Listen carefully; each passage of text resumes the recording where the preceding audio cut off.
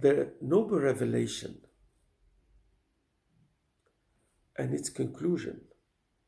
It's one revelation, its conclusion. It is for all humanity. The revelation is meant as a teaching and as a healing tool, as a guiding tool, as a nurturing tool. Which means that humans, especially in the spirit, when it receives, and after it received that stage of the revelation, we are in need of that particular piece of the revelation.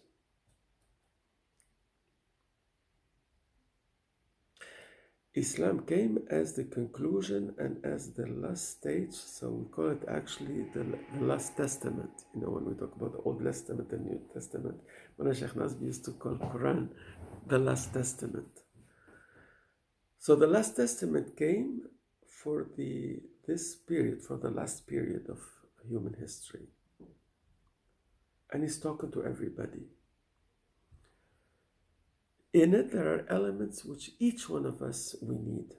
So then what we can say, that there is Islam, at the most basic level, Islam as a social identity. That is the historic, geographical Islam, social Islam of people saying, I am Muslim, I'm born Muslim, our country is Muslim, my neighborhood is Muslim, my family is Muslim. And is, as we said in other talks, that's really a sociological phenomenon. That is what we may call the parish's flags. Each parish has its flag. And it's okay.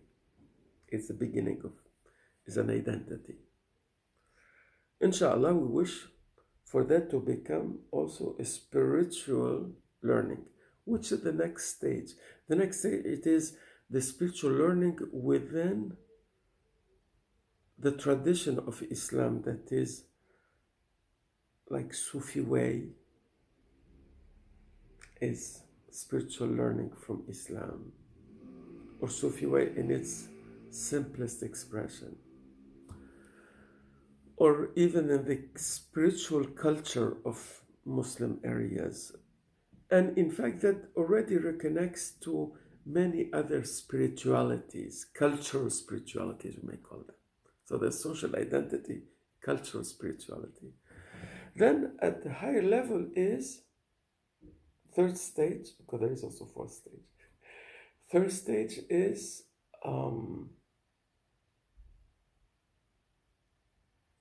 the revelation as a tool to survive, then to live, then to grow. So between survive and live, we need healing. And between live and grow, we need happiness, we need hope, we need and these elements are not linked to do we accept it or not? They're active. It's like food. You know, you may not believe in food. You may be somebody who do not eat this kind of food or that. But if you are hungry and your body is in need of nutrients,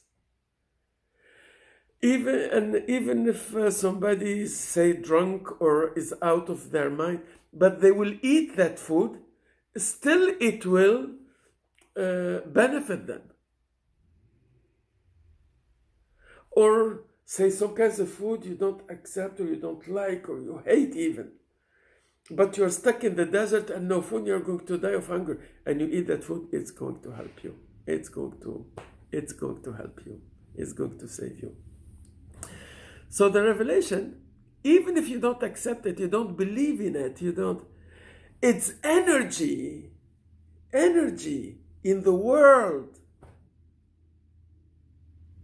And this energy coming to you is helping in your survival and it's helping in your healing. If we accept it, at least, and that was our talk last time, if we accept it We give it credit. You don't have to say, I am Muslim or I am a spiritual seeker. No.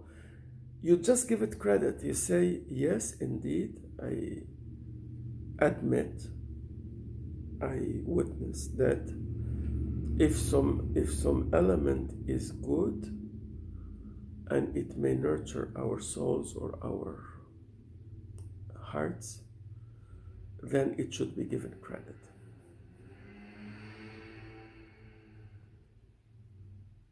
That already connects us, and on energy level, it connects us to the energy that is, we say, السر الساري من الغيب القام. In Arabic, Arabic is so magnificent for this thing. It says the hidden secret that is permeating from the unseen into hearts, permeating everything without being seen. Whoa! Yes, sir. So this is the level which concerns all of us. That energy is there, and it's for everybody. It's for everybody. Those who accept it, those who don't accept it, those who love it, those who hate it, those who admit, those who are. It means mental propaganda, artificial propaganda cannot block truth. That's what it means. Fourth level of, we said earlier there is a fourth level. Fourth level is growing, accepting the heart of the revelation, accepting it and believing in it. Take us not only into cultural spirituality, it takes us onto meta objective, what I call this is meta objective spirituality, which means spirituality which is beyond identities, beyond subjectivities, beyond cultures. Is the spirituality which creates the superhuman.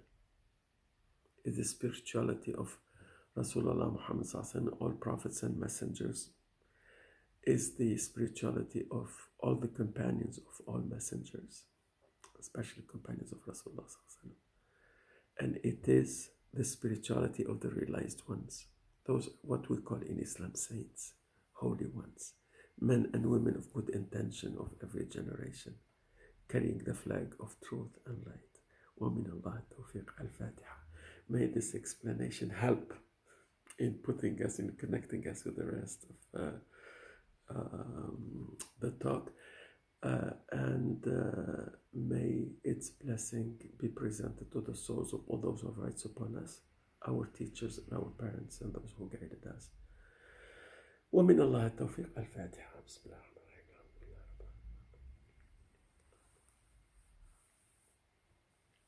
Now you continue with Sidi Saifuddin.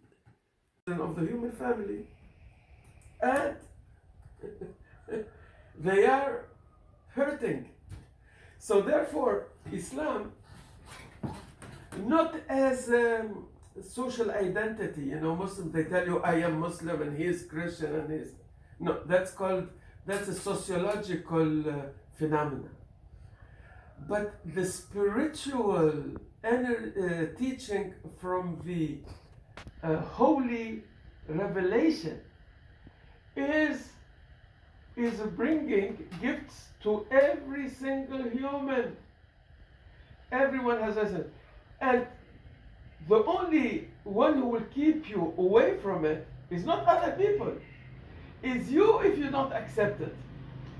So the fact that what is evil propaganda? Evil propaganda makes people in a state of mind not to accept by saying, that's not for me, that's not me, and generalizing that the social identity type of thing. This is what we call the paroisse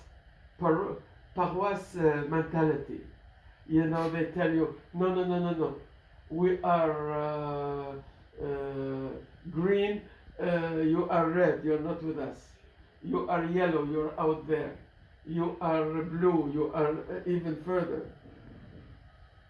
Yeah, but this is divine table. Allah Azza wa Jal, through Prophet Muhammad, peace be upon him, there was one other tradition in Medina in that time, and its clergy came to Prophet Sallallahu Alaihi Wasallam, and the Prophet told them, Allah Azza wa Jal says in Holy Qur'an, that was a revelation, why you accuse Allah of being poor? They said, we never accused him of being poor. We never accused Allah of being poor. Why you say that?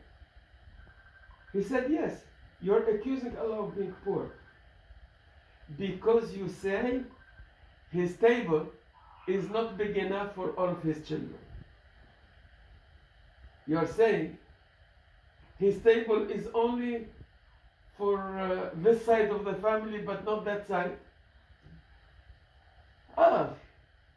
Responsibility of connection to the divine, of accepting the last noble revelation. That's another story, because we have to seek, we have to look where is the living teaching. It's a human duty, because the living teaching is what permits us to answer the famous question, why we are born. What are we doing on this earth? What we are doing in this earth, you'll know it if you follow the revelation. You follow revelation, you'll know yourself, and you'll know your Lord, and you'll know eternity, and you'll know that you are deputy of your Lord. So that's another responsibility. This is like in a family, those who are supposed to go out and work in the field, they have eventually to answer if they don't go out and work in the field. But when the table is put, those who are hungry, somebody is dying of hunger, give them right away. It's even in the law, they call it assistance to a person in danger. So now, when we look especially in super developed countries, like especially the US and such countries, they are in danger. Look at the amount of medication they have to take, and the amount of therapies they have to take, and the amount of and unfortunately the amount of hurting themselves, taking away their own lives. Because life is such a gift, and is one gift. For somebody to be so out and out in pain, that to run away from pain, that they will jump into darkness. They're ready to jump into it. It tells you how much pain they're into. They're really like a lost child. And their healing is in the Holy Revelation. When I was in Montreal, again, some major psychiatrists from Montreal and from Ottawa, once from Ottawa, there was this major doctor who was head of the Children's Hospital in Ottawa. I don't remember his name. He used to come from Ottawa all the way to Montreal just to sit with us and listen for an hour to the care. And so one of them from Montreal said, he said, what do you guys do to people?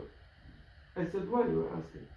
He said, because I had a patient for so many years coming in therapy every week and did not really improve. We're keeping him with medication, and they came to see you at the Sufi Center, and in 2 months he totally changed. I told him, we'd just sit and drink some tea. I told him, would you believe me? We'd just sit and drink some tea. He said, no, he must be doing something. I said, if we get into technicalities, I will tell you, we sit and pray, we make dhikr of Allah, we make connection to the divine. But the main point, the last point, the one point here is a place at the Sufism, is a place of connection, genuine connection, living connection to the living revelation, teachings of Sayyidina Muhammad sallallahu alaihi wasallam, who came as a prophet messenger. He came to all humanity, and his teaching is formatted to be understandable from the common denominator to the highest intellect.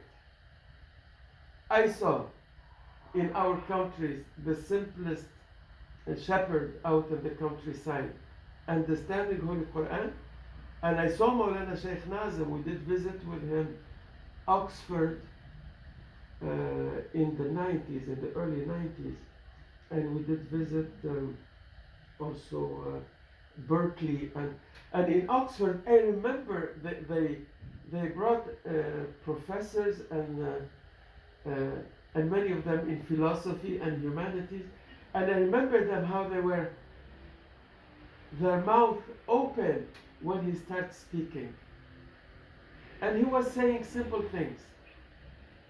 He was saying very simple things. I will not keep you Sidi Saifuddin more, but look, it is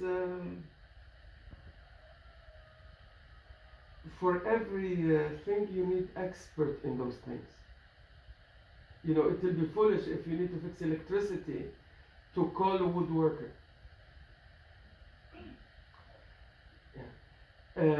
Spirituality and spiritual energy, and you need experts also.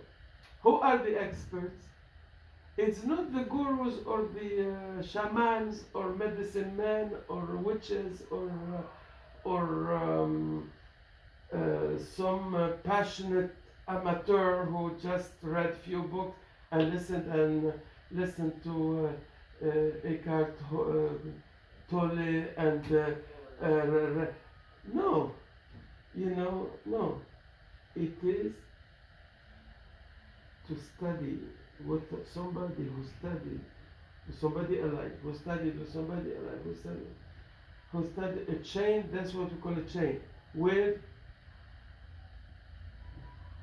the origin of the revelation.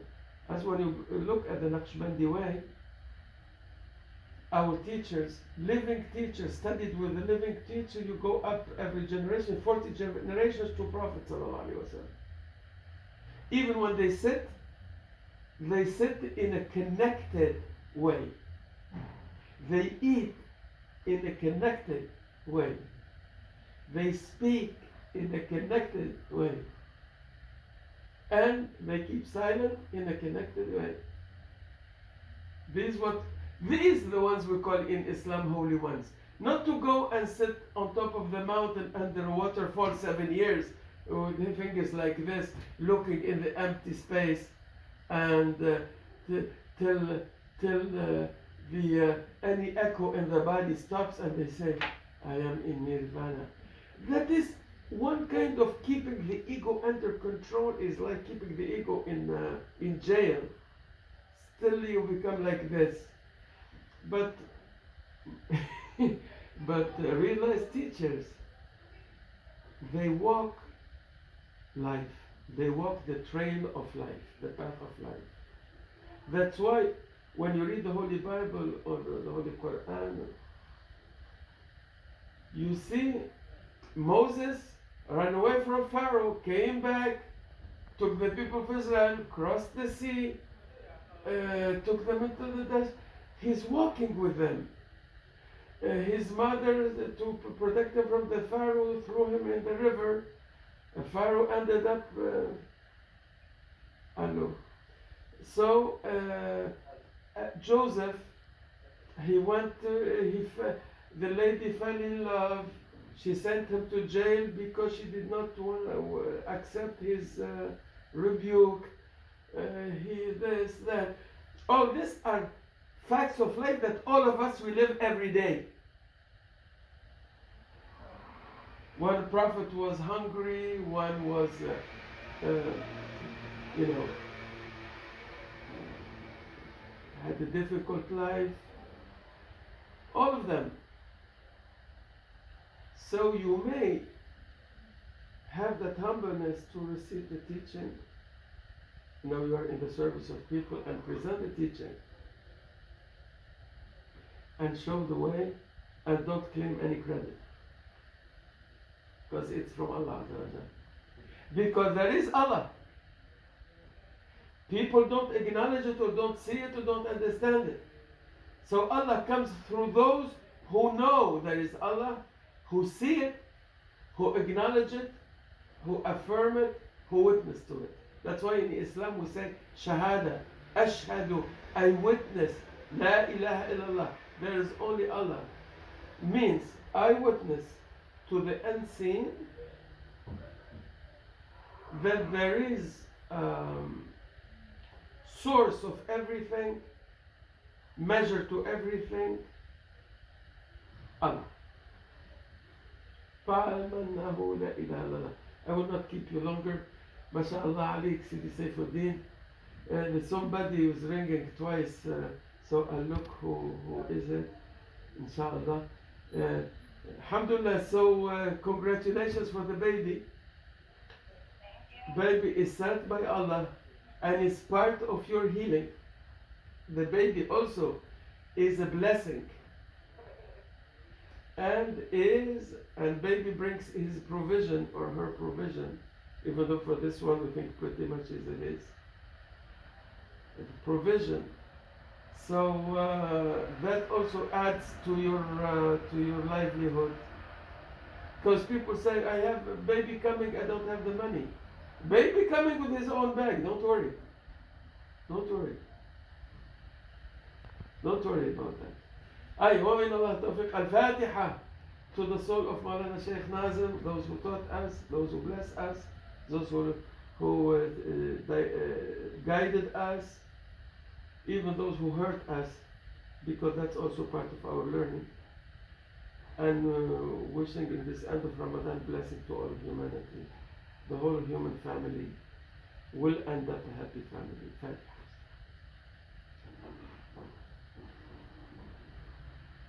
Saifuddin Effendi, inshallah. أهلا بكم.